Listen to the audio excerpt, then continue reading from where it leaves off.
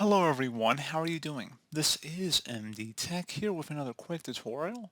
In today's tutorial, I'm going to show you guys how to go about locating your wallpapers and lock screen images on your Windows computer. So if you particularly like the images and you just wanted to see where they are saved, in today's tutorial I'm going to show you guys how to locate them. And without further ado, let's go ahead and jump straight into it. So first thing you want to do if you want to locate the wallpaper images first, we're going to go ahead and just open up the File Explorer icon on our taskbar, or you can search for it in the search menu. And you want to go and select on the left side where it says this PC.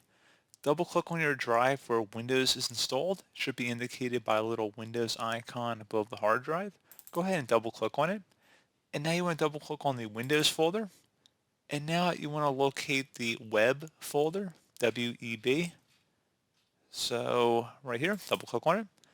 At this point, you should see at least 3 different folders, a 4K, a screen, and a wallpaper folder. On Windows 11, if you're following this on Windows 10, you won't see it, but on Windows 11, it says touch keyboard, so you have 4 different folders in here. Basically, the wallpaper folder, if you double click on it, you'll see all of the default wallpapers in here in the various subfolders that you can look through. So very nice. And if you double click on the 4K folder, as it implies, you'll see some high resolution photos.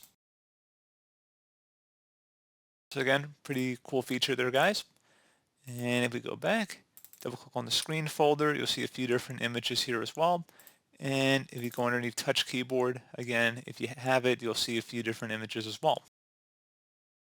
In the screen folder, it's just going to be, if you double click on it, that'll be the lock screen images in here. Pretty straightforward process, guys, on how to do both of those tasks.